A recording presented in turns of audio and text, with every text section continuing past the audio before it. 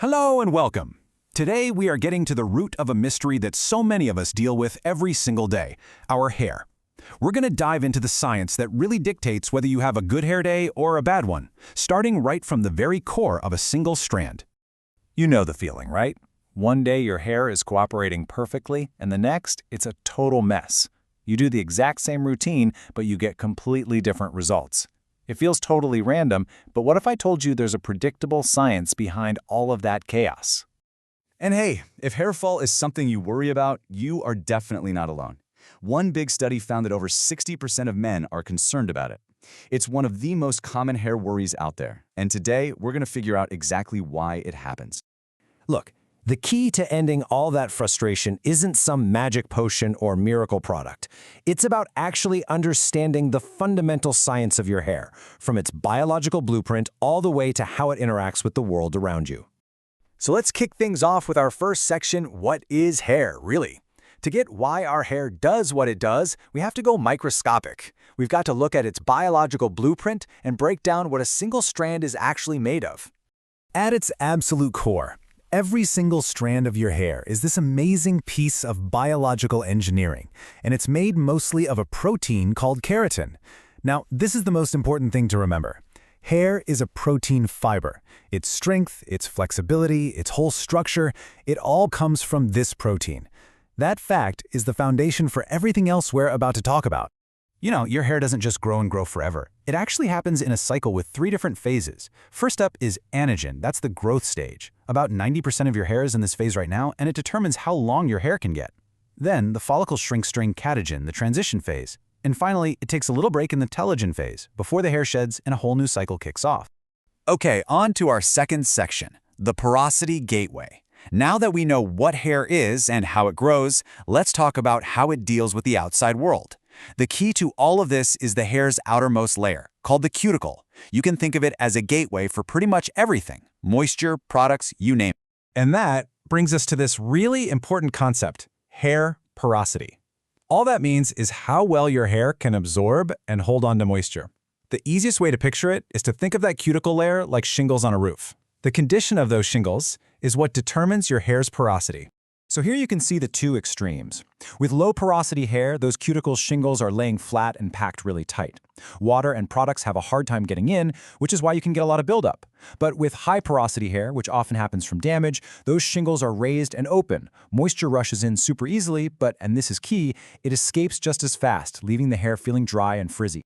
All right, so does my frizzy hair need moisture, or is it something else? This is maybe one of the biggest points of confusion in hair care. You hear people talk about a protein-moisture balance, but how in the world are you supposed to know what your hair is actually asking for? Well, there's a super simple diagnostic you can do right now to find out. It's called the strand test.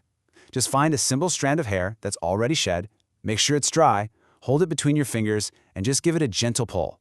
What happens next tells you exactly what your hair needs. If it stretches a little bit and then bounces right back to its original length, congratulations, your hair is perfectly balanced. If it just snaps almost immediately with no stretch at all, your hair has too much protein and it's brittle. It's desperate for moisture. But if it stretches and stretches and stretches like a gummy worm and then finally breaks, it's actually over-moisturized and it needs a protein treatment to get its structure back.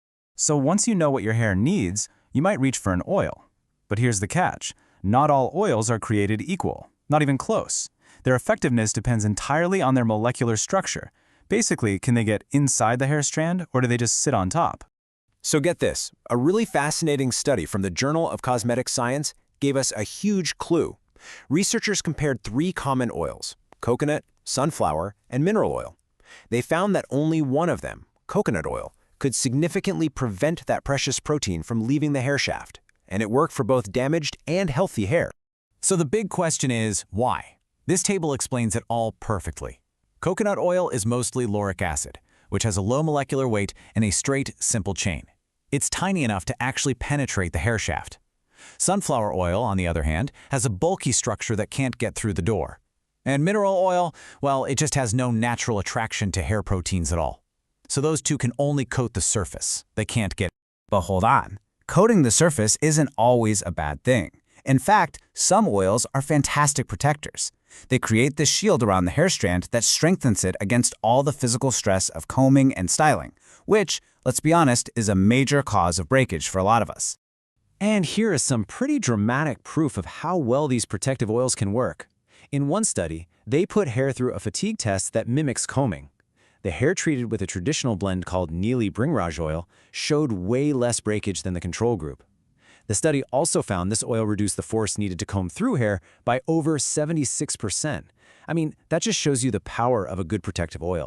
Okay, next up, let's go beyond the strand. So far, we've been really zoomed in on the hair itself. But true hair health is holistic. That means we have to consider both the environment around our hair and the nutrition inside our bodies. It's about what we put on our hair and what we put in our bodies. Let's talk about something you probably never ever think about, your shampoo's pH level. Your hair and your scalp are naturally a little bit acidic, sitting at a pH of around 5.5. But a lot of shampoos are alkaline, meaning they have a higher pH. This can increase the negative electrical charge on your hair's surface. And what does that do? It creates more friction between the strands, which leads to cuticle damage and, you guessed it, frizz. And this isn't some rare problem. It's everywhere. One study looked at 123 popular shampoos and found that almost 62% of them had a pH higher than that ideal 5.5. That means the majority of shampoos on the shelf could actually be contributing to frizz and damage simply because their pH isn't compatible with your hair's natural state. It's kind of wild. And that brings our entire journey full circle. We started this whole conversation with a biological growth cycle, and that is exactly where nutrition comes in. The building blocks for strong, healthy hair are delivered right to the follicle through your bloodstream. So what you eat is absolutely fundamental. There are several key nutrients that are essential for this whole process. You've got things like L-cysteine and biotin, which are crucial for actually producing the keratin protein, the literal building block of hair. Then you have others, like millet extract and pantothenic acid, that have been shown to stimulate the cells in the scalp that are responsible for kicking off new hair growth in the first place. So at the end of the day, what's the big takeaway here? It's that knowledge is your single most powerful hair care tool. It's not a specific product, but the real understanding of your hair's porosity, its need for moisture or protein, and the science behind the ingredients you choose to use. By understanding this blueprint, you can finally stop guessing and start making smart, informed choices. You now have the schematics for your hair's unique needs. So the only question left is, what are you going to build with them? Thanks so much for joining me.